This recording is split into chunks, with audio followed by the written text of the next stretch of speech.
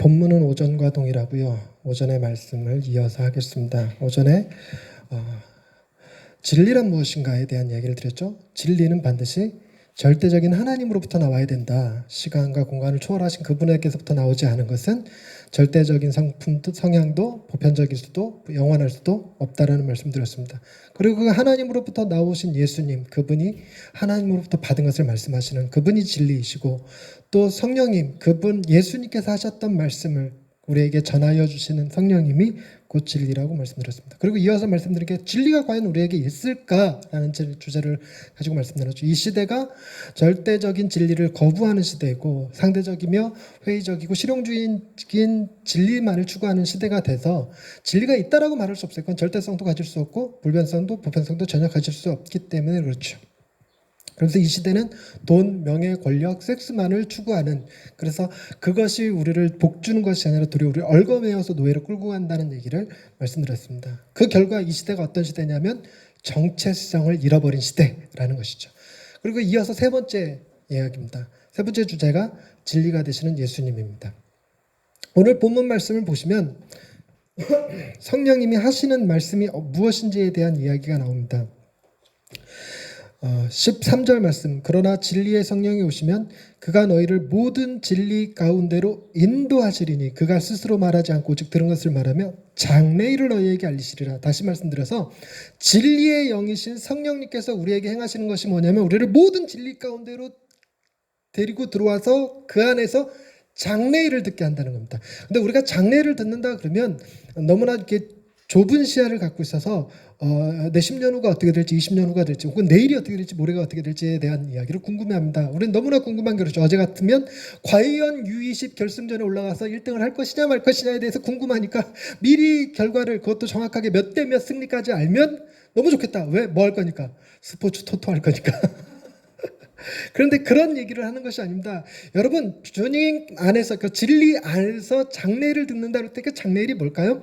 우리가 사도신경을 할 때 이미 이루어진 것과 아직 이루어지지 않은 것이 구별되어 있습니다. 그게 뭐냐면 예수님께서 십자가에 죽으시고 부활하시고 승천하신 것까지는 역사가 이미 이루어졌습니다. 그 다음 역사가 뭐죠? 그가 아버지 우편에 앉아 계시다가 거기로부터 산자와 죽은 자를 심판하러 오신다는 것입니다. 여러분, 산자와 죽은 자를 심판하러 오신다라는 말이 갖는 의미가 뭐냐면 죽은 자가 죽음으로서 끝나지 않았음을 얘기합니다.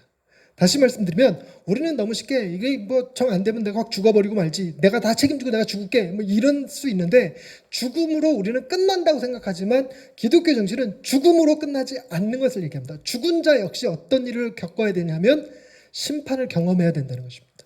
주님이 오셔서 하실 일이 산자와 죽은 자를 심판하실 거라는 것입니다. 그리고 또 다른 얘기했죠. 나는 성령을 믿사오며 거룩한 공교회와 성도의 교제와 죄를 용서받는 것과 몸의 부활과 영생을 믿습니다. 지금까지 이루어진 건 죄의 용서까지, 교회와 용서, 성도의 교제와 용서까지는 이루어졌습니다. 앞으로 이루어질 일이 뭐죠? 부활과 영생인데 우리가 이 사도신경을 하면서도 자꾸 뭘 놓치냐면 몸의 부활이라는 사실을 잊어버려요. 분명히 성경이, 사도신경이 몸의 부활을 믿는다고 말하는데 우리는 죽으면 몸뚱아리는 흙으로 돌아가고 영혼이 하나님께로 간다고 생각을 합니다. 그게 아닙니다. 기독교 정신은 몸과 영혼이 따로 노는 것이 아니라 그들은 항상 하나예요. 그래서 하나라서 우리가 몸으로 부활하게 될 거라는 것을 얘기합니다. 몸으로 부활한다는 얘기는 우리가 몸이 있기 때문에 맺어지는 관계라는 게 있습니다. 내가 몸이 존재한다는 건 나에게 누가 있다는 걸 얘기하는 거죠? 부모님이 계시다는 겁니다. 내 자녀들이 있다는 것이죠. 내가 몸이 있기 때문에 나에게 아내가 있고 가족이 있고 식구가 있고 형제가 있고 하는 것입니다. 이런 관계가 계속되어질 거라는 얘기를 합니다. 그러니까 몸의 부활은 이 땅에서의 삶이 그 땅의 삶으로 끝나는 것이 아니라 이어질 것을 얘기해요. 아까 말씀드렸던 죽은 자 역시 죽음으로 끝나지 않는다고 말씀드렸죠. 동일한 개념입니다. 그런 장래일에 대해서 우리가 성령님의 도우심을 받지 못하면, 진리의 영이 오셔서 말씀하시지 않으면 우리는 사도신경을 백날 외워도 자꾸만 주님이 산자와 죽은 자를 심판하신다는 개념과 몸의 부활과 영원한 생명, 영생이 있다는 사실을 자꾸 잊어버려요. 영원한 생명이 있다고 생각해 보십시다. 여러분 군대가 요즘 몇 개월이죠? 18개월인가 그러죠. 저 때 26개월이었습니다. 26개월 한 사람의 입장에서 18개월 하는 사람들을 보면서 그게 군대냐 이런 얘기 하거든요. 그리고 요즘 군대는요, 전화하면 전화 받아요. 핸드폰 쓸 수 있습니다. 핸드폰 쓸 수 있어요. 평일에 그러니까 무슨 얘기냐면 군대가 되게 편해졌어요. 근데 군대 간 애들한테 야 요즘 군대가 군대냐 이 얘기하면 되게 싫어한다고 그래요. 쟤들은 너무 힘든데. 근데 그 군대를 견딜 수 있는 힘이 어디서 나올까요? 제대 날짜가 있다는 겁니다. 제대 날짜가. 그러니까 한없이 계속되지 않습니다. 한없이 계속된다고 생각하면 너무 좋아서 말뚝박는 거고, 이 세상의 삶도 결국 한없이 계속되지 않습니다. 우리가 이 세상에서 아무리 힘들어도 이 세상에서의 100년과 좋게 비교할 수 없는 영원한 삶이 존재하기 때문에 그 영원한 영생을 바라보면 우리는 뭐 할 수 있냐면 소망을 가질 수 있어요. 여러분 놀라운 거는 이 세상을 살아가는 데 있어서 필요한 덕목 가운데 소망은 매우 중요합니다. 매우 중요합니다. 그래서 기독교인들이 갖는 소망은 항상 이렇게 표현되집니다. 가장 좋은 것은 아직 오지 않았다. 다시 시작. 그럼요. 그러니까 여러분이 과거에 그때가 좋았지. 우리는 습관적으로 학교 다닐 때는 힘들어 빨리 대학 갔으면 좋겠어 그런데 대학 막상 딱 가보면 저 직장 걱정 없이 학교 다닐 때가 좋았어. 직장 딱 들어가면 직장만 들어가면 너무 좋겠다. 대학생들 직장만 너무 들어가면 좋겠다. 대학 다닐 때가 좋았어. 막 결혼을 해야 되는데 걱정하다. 결혼 딱 하면 총각이었을 때가 좋았는데 이게 항상 과거로 가거든요. 과거로. 그런데 소망은 우리의 눈을 들어서 미래를 보게 하는 게 기독교가 가지는 엄청난 강점입니다. 소망을 가진 자와 그렇지 못한 자의 세상살이는 천지 차이로 크게 벌어집니다. 바로 이 장래일을 알게 하시는 게 누구다? 성령님이라는 거예요. 그분을 그래서 진리의 영이라고 말씀한다는 것입니다. 정리해 보십시다. 진리는 창조주 하나님에게서부터 나와서 예수님에게 영광이 되고 무슨 얘기냐면 오늘 본문 말씀해 보시면 14절 말씀, 그가 내 영광을 나타내리니, 성령님이 말씀하시는 건 주님의 영광입니다. 그 주님에게 영광이 되었던 진리, 그리고 성령님이 이끄시는 진리가 있다는 것입니다. 그러면 궁금해지는 것이 이겁니다. 진리가 뭐길래 하나님으로부터 나와서 예수님에게 영광이 되고 성령님이 전파하시는가? 그 진리를 여러분 가만히 생각해 보시면 이런 겁니다.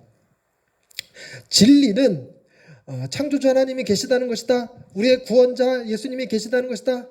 우리를 늘 함께 지켜주시는 성령님이 계시는 것이다. 이렇게 명제적으로 표현되는 것이 아닙니다.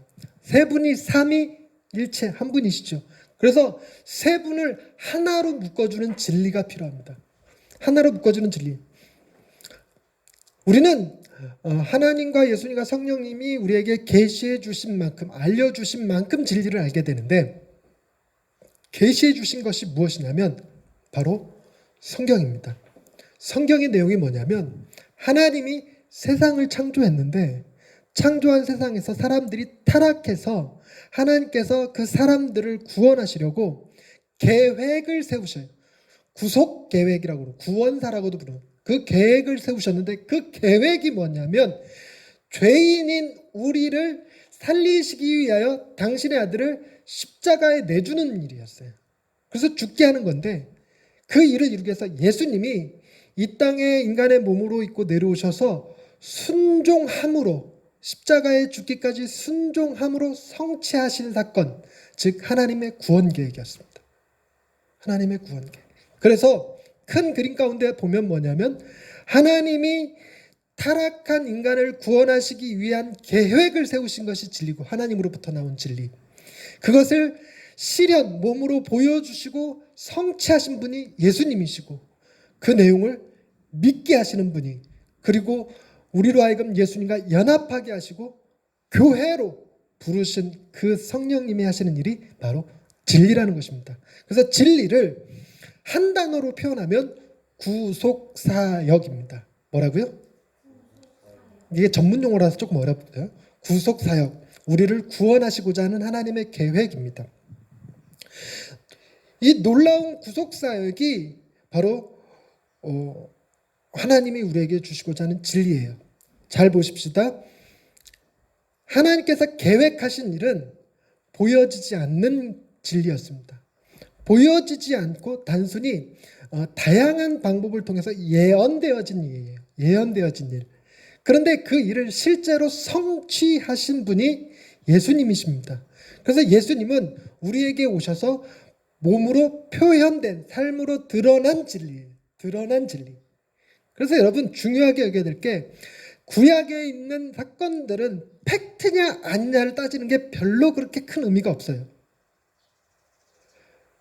그래서 창세기 1장 1절에 하나님이 태초에 천지를 만드시고 첫째 날 빛을 만드시고 둘째 날 하늘과 땅을 광천 하늘을 만드시고 셋째 날 하늘과 땅을 나누시고 빛과 어둠을 나누시고 하는 것들을 과연 하루 만에 그 일이 이루어졌느냐 하는 팩트 형태로 다가가면 과학이랑 늘 부딪히게 돼 있어요.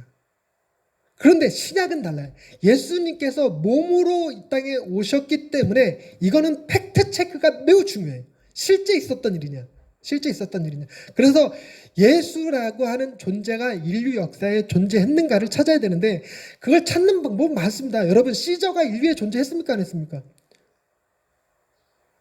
몰라? 어쩜? 이순신이 이 세상에 존재했었어? 안 했어요? 했죠? 그걸 어떻게 알아요? 기록으로 알아요. 기록으로 아는데 2000년 전 그때 당시에 로마의 황제였던 시저의 존재를 입증해주는 글들과 예수가 있었다라고 하는 사실을 입증해주는 글들 중 어느 게 더 많냐면 예수가 있었다고 하는 글이 훨씬 더 많아요.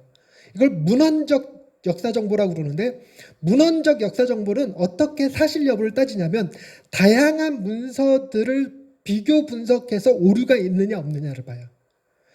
그리고 그 문서가 전달되는 과정에서 사본들이 만들어지는데 사본들로 바뀔 때 대개 다른 존재들은 사본으로 바뀌면 바뀔수록 점점 영웅화돼요. 우리가 이순신이 그때 당시에는 역적이었는데 지금은 뭐야? 나라를 구한 영웅이다. 이런 식으로 변화가 되어져요.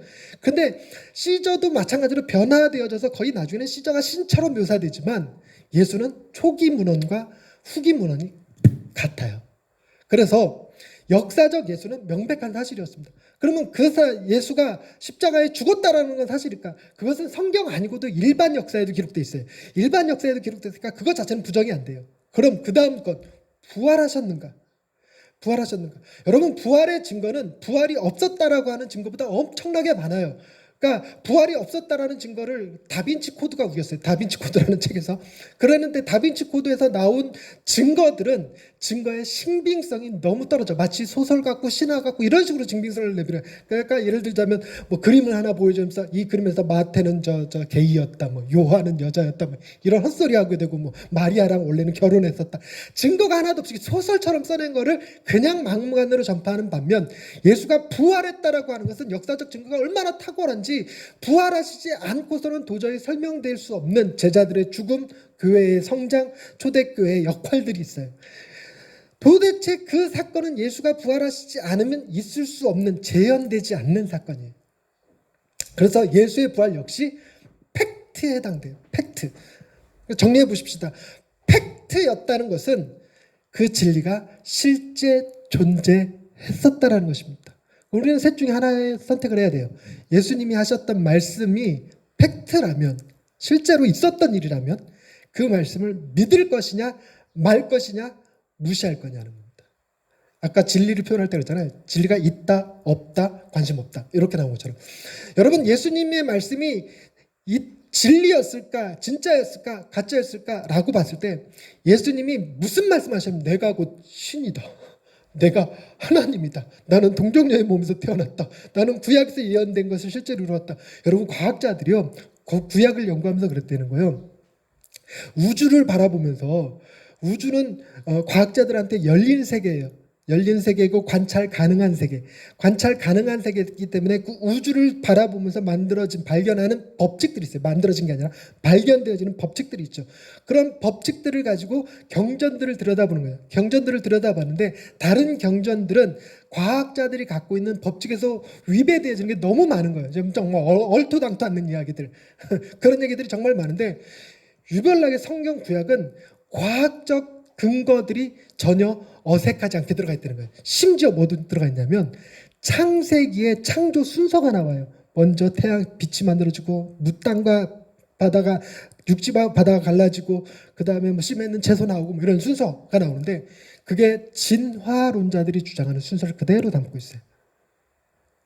이거를 저것만치 6,000년 전 사람이 어떻게 알고 적었겠느냐는 겁니다. 뿐만 아니라 구약에는 무수히 많은 예언들이 나와요.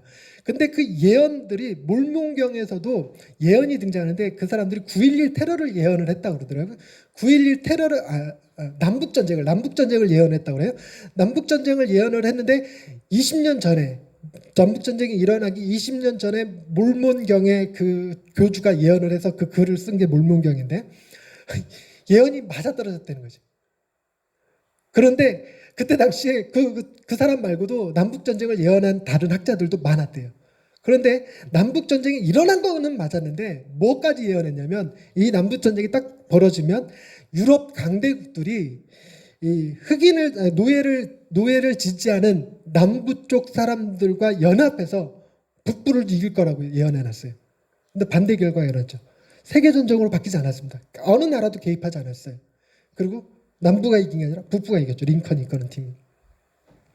그러니까 그런 예언이 틀렸는데 구약에 나온 예언들은 하나같이 다 맞아떨어졌는데 심지어 20년 후의 예언이 아니라 200년 후, 600년 후, 2000년 후의 예언까지. 오늘날 실제로 보는 게 뭐냐면 놀라운 예언 중에 하나가 이스라엘을 회복하는 사람들은 죄수의 낙인이 찍힌 사람들이래요. 그 사람들이 이스라엘을 회복할 거라고 하는 예언이 있어요. 근데 여러분 이스라엘 전쟁 독립전쟁 치를 때 그 중요한 전쟁에서 승리를 이루었던 두 군대가 있었는데 두 군대가 다 홀로코스트 출신들이라서 여기에 죄수 번호가 찍혀 있었어요. 이렇게까지 정확하게 맞아떨어지는 예언을 가진 것은 이 성경밖에 없더라는 겁니다. 뜬금없이 이 얘기를 하고 더 길어졌네. 어찌됐건 그런데 놀라운 구약의 예언들이 어디서 성취되냐면 구약에서 장차 오실 그 이의 이름까지 태어날 위치까지 그리고 그 시기 언제 태어날지를 맞추는 거 그게요 확률적으로 계산해내면 이스라엘이 충분히 이름을 지을 만한 개수를 X로 두고 그 사람이 태어날 만한 장소를 Y로 두고 그러면 확률이 어떻게 되냐면 임마누엘이라는 이름이 예언되어져 있었는데 임마누엘의 이름을 맞출 확률은 X분의 1 그리고 베들레헴이라는 곳에서 태어날 것을 맞출 것은 장소를 맞추니까 Y분의 1 두 개가 동시에 이루어질 것은 X분의 1 곱하기 Y분의 1 거기에다가 시간까지 날짜까지 맞춘다면 곱하기 Z분의 1 요거 다 합치면 10의 20승의 1 정도 된대요. 10의 20승의 1 10의 20승의 1이면 뭐보다 높은 거냐면 여러분 연력학 법칙 제2법칙이 뭔 줄 아세요? 열평형의 원칙이라는 게 있어요. 열평형의 원칙. 여러분 우리가 지금 여기에 공기 중에 입자들이 많이 떠다니는데 입자들이 지금 온도가 한 23도쯤 된다고 가정해 보십시다. 그럼 다 입자가 23도의 온도를 가지고 있는 게 아니래요. 어떤 거는 23도도 높고 어떤 거는 23도보다 낮대요. 근데 열평형의 원칙에 따라서 23도가 유지된다는 거예요. 그런데 아주 특별한 확률로 낮은 온도를 가지고 있는 입자들이 한 장소에 딱 모여서 한 사람을 동사시켜 버릴 수 있대요. 과학적으로 그렇대요. 근데 그런 일이 일어날 확률이 10의 13승분의 1이래요. 10의 13분의 1이면 13승분의 1이면 이거는 뭐 안 일어난다고 봐야지. 안 일어난다고. 근데 그거보다 확률이 더 높은 게 더 어려운 게 예수님이 태어나는 일이라는 거예요. 예수님이 태어나는 일. 10의 20승분의 1. 그런데 그것만 예언됐냐? 예수님이 어떤 사역을 하실지. 과거에 구약에서는 눈 먼 자 치유와 귀 먹은 자의 치유가 없었어요. 그런데 예수님이 그 사역을 할 거라는 것이 예언되어 있어요. 예수님이 제자에 의해서 팔릴 거라고 은30에 팔릴 거라는 내용이 나오고 그 예수님이 다리가 꺾이지 뼈가 꺾이지 않을 거라는 예언이 나오고 그가 부활할 거라는 예언이 나오고 그 모든 것이 다 맞아 떨어진 분이 예수님. 이건 어마어마하게 놀라운 사건이래요. 어마어마하게 놀라운 사건. 그래서 이거를 뭐라고 예언했냐면, 뭐라고 정리를 했냐면, 학자들이 아마도 예수 이후에, 예수 시대 이후에 구약을 손댔을 것이다. 설득력 있죠. 설득력 있죠.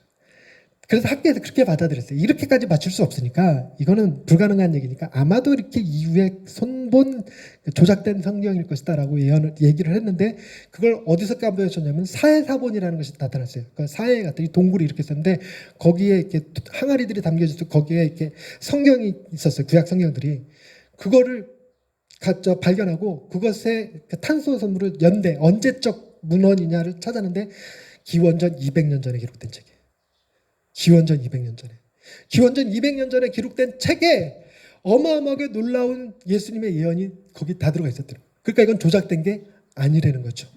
그래서 바로 이 예수님이 진리이신 것은 그가 동정녀의 몸으로 태어나시고 많은 사역들을 감당하시고 십자가에 죽으시고 부활하시고 승천하신 이 사건, 이게 뭐라면 바로 예수님의 진리 되십니다. 진리. 놀라운 것. 우리가 뭐까지만 얘기했어요? 동정녀 탄생, 순환, 부활, 승천까지 얘기했어요. 그럼 뭐가 남았어요? 오케이. 산자와 죽은 자를 심판하러 다시 오신다는 거. 여러분, 우리가 합리적인 사람이라면, 이성적인 사람이라면 예수님에 관한 이야기가 불가능에 가까울 확률로 일어난 게 확실하다면, 그리고 예수님의 사역이 실제로의 삶과 죽음과 부활이 실제적 역사적 팩트라면, 그래서 동정녀의 탄생, 순환, 부활, 승천이 다 맞다면 이건 안 일어나겠습니까? 일어나겠습니까? 합리적인 판단이라면 재림은 반드시 있어질 이야기라는 것입니다.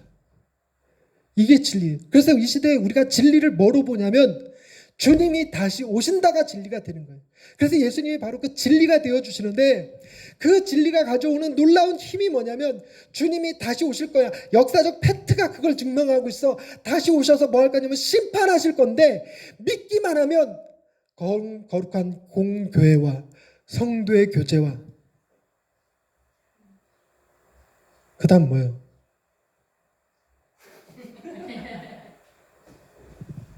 거룩한 공교회와 성도의 교제와 죄 용서, 죄 사하심을, 죄를 용서받는 것과 이렇게 나오죠. 죄를 용서받는 것. 놀라운 사실은 진리가 다시 오셔서 세상을 심판할 건데 우리는 죄를 용서받은 사람들이라는 거예요. 이게 미래에 대한 엄청난 소망을 갖게 합니다. 그래서 진리는 바로 그 구현된 예수님이세요. 그리고 하나님은 그걸 계획하신 분이고 성령님은 그걸 우리에게 믿게 하시는 분이라는 겁니다. 이제 말씀을 정리하겠습니다. 여러분, 인간의 마음이라는 건요, 착각은 자유이고 마음에 무슨 생각을 하든 뭔 상관이겠습니까? 그죠? 그러나 성경에서 마음을 얘기할 때는 항상 마음은 지, 정, 의가 머무는 장소예요. 지가 뭡니까? 지식, 정은. 응? 정은 뭡니까? 느낌, 감정. 의는 뭡니까? 의지. 그러니까 지정의란 지식과 감정과 의지가 다 합쳐진 말이 지정이에요. 마음이 뭐냐면 바로 이 지정의가 머무는 장소입니다. 달리 얘기해서 우리 마음에 뭘 믿고 있느냐에 따라서 우리의 지식과 감정과 의지가 변한다는 얘기입니다. 그러니 여러분, 세계관이라는 것이 그래서 중요해요. 신이 없는 우주관을 세계관으로 갖고 있는 사람과 신이 있는 우주관을 세계관으로 갖고 있는 사람은 그 사람의 지식과 감정과 행동이 다를 수밖에 없습니다. 마음이라는 장소가 바로 그래요. 우리의 마음은 어떤 생각을 품고 있느냐, 어떤 마음을 가지고 있느냐에 따라서 우리의 행동이 변하고 느낌이 변합니다. 그래서 여러분, 이런 겁니다. 교통사고가 뻥 났어요. 교통사고가 뻥 났는데 우리 무슨 생각을 가지고 평소에 살아가냐면 교통사고가 나면 안 돼. 그죠? 교통사고가 나면 안 돼라는 생각을 우리 마음이 가지고 있었으면 교통사고가 딱 나는 순간 힘들어요. 교통사고가 난 것 때문에 괴로워요. 그런데 몇 번 교통사고를 겪다 보면 그런 걸 느껴요. 돈 생긴다. 좀 쉴 수 있다. 기참에 건강검진을 받을 수 있다. 그래서 무조건 나쁜 거는 아니다라는 생각이 들어요. 그런 생각이 우리의 마음을 지배하는 순간, 우리 마음에 그 생각이 자리 잡는 순간, 그 다음 뒤통수가 뻥 나면 원망하는 것이 아니라 감사할 수 있게 돼요. 감사할 수 있게 돼요. 우리 동네 어느 목사님이 심근경색으로 스텐실 받는 수술을 하셨는데 심근경색이 딱 일어나서 쓰러지셔갖고 급하게 병원 가서 심근경색이라는 소리를 딱 듣는 순간 그분이 그랬대요. 할렐루야. 그 돈이 없어갖고 너무 힘들 때인데 보험 들어오는 게 있어서 2천만 원이 나온대요. 그러니까 딱 보면서 이게 전혀 불평이 아니라 하나님의 은혜로 느껴지더라고요. 하나님 감사합니다. 이렇게 또 해결할 수 있는 방법을 길을 열어주시는군요. 이렇게 받게 되는 거예요. 그러니까 무슨 얘기냐면 우리의 마음이라는 것이 뭘 품고 있느냐에 따라서 달라지는데 놀라운 것은 마음은 이야기를 젖줄로 삼아 성장합니다. 이야기를 젖줄로 삼아 성장합니다. 그래서 우리나라가 한때 서양 동화, 신데렐라, 백설공주 이런 이야기들이, 인어공주 이런 이야기 들었을 때 우리 아이들의 마음속에 잘못된 남녀 상이 구별이 되어졌어요. 이상한 스토리가 애들을 다 공주병 만들고 뭐 이런 거였어요. 그러니까 어떤 이야기를 그 마음에 품느냐에 따라서 그 사람의 생각과 감정과 의지가 달라집니다. 제가 말씀드렸듯이 무엇이 마음을 바꾼다고요? 이야기. 다시 한번 이거 반드시 하세요. 마음은 무엇으로 바뀐다고요? 이야기. 여러분, 진리가 무엇입니까? 진리란 하나님이 타락한 죄인을 구원하시기 위하여 그의 아들 예수 그리스도를 이 땅에 보내셔서 십자가를 지게 하시고 부활하시고 승천하게 하신 이야기라는 겁니다. 그래서 진리를 명제로 표현하는 것은 우리의 삶에 아무런 영향을 주지 않습니다. 이야기는 다릅니다. 이야기는 달라요. 그래서 우리 마음에 이 예수의 이야기, 진리 되시는 예수의 이야기가 우리 마음을 사로잡을 때 우리의 지식과 감정과 의지가 변합니다. 감정이 변하면 가난해도 행복할 수 있고 실패해도 좌절하지 않을 수 있습니다. 매우 중요한 거예요.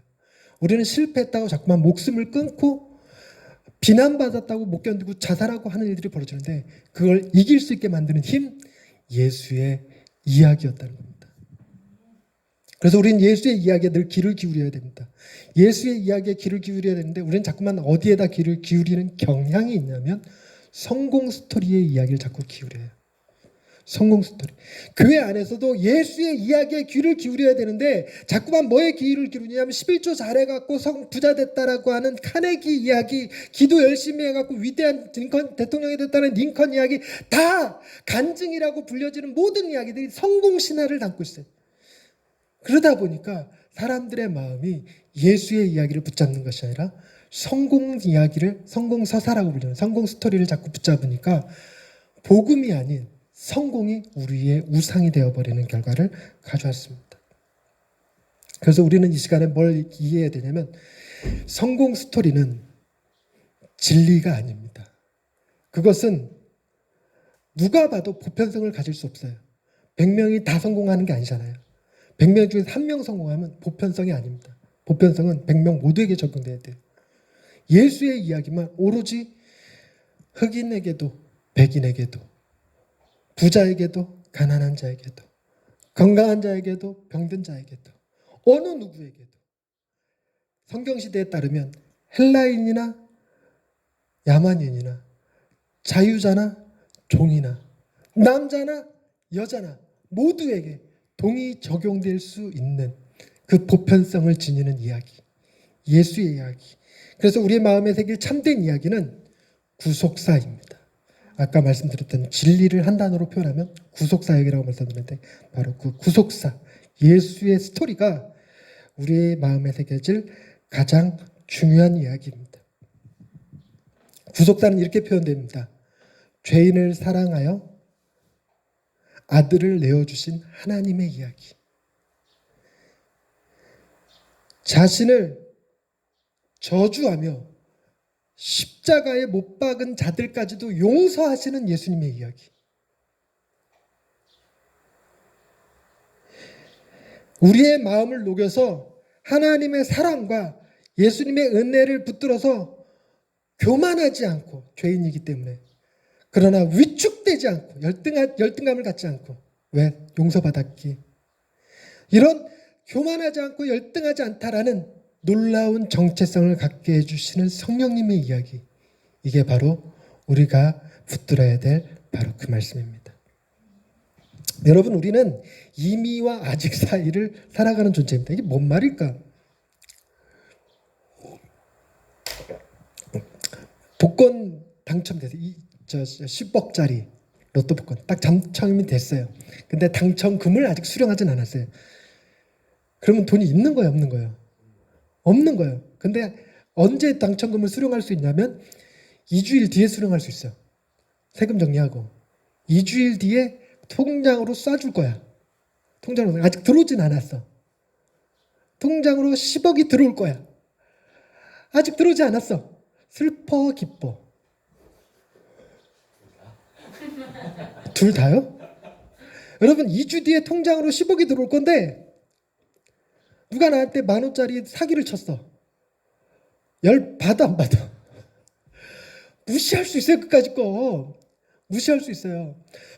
무슨 얘기냐면 우리는 너무나도 분명하고 확신하게 뭘 확신하냐면 장래일을 확신해. 장래일. 진리 가운데 서서 예수님께서 우리를 구원하셨다라고 한 놀라운 구속사역 그 안에 서서 장래일을 듣습니다. 성령님으로부터 명백하게 우리는 죄 용서받고 몸의 부활을 할 것이고 영원한 삶을 살 것이에요. 그리고 우리는 거룩한 공교회를 이룰 것이고 사랑하는 사람들과 영원한 교제 가운데 살아가게 될 것입니다.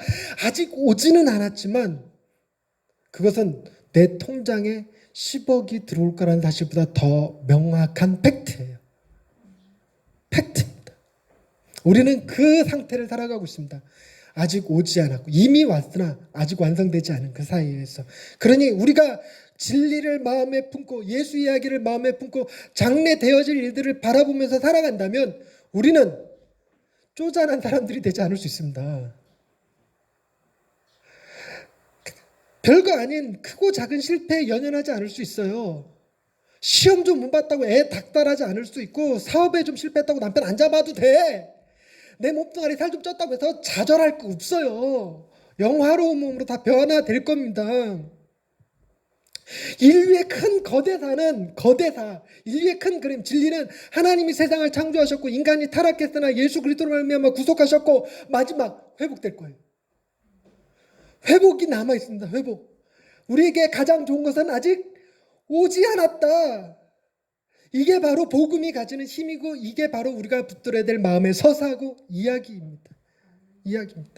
여러분 복권 당첨과 수령 사이에서 우리는 마음의 풍요를 누리면서 살아갈 수 있습니다. 하나님께서 우리에게 복음을 주시고 진리를 가르쳐 주시는 이유가 바로 여기에 있습니다. 우리의 마음의 풍요로움.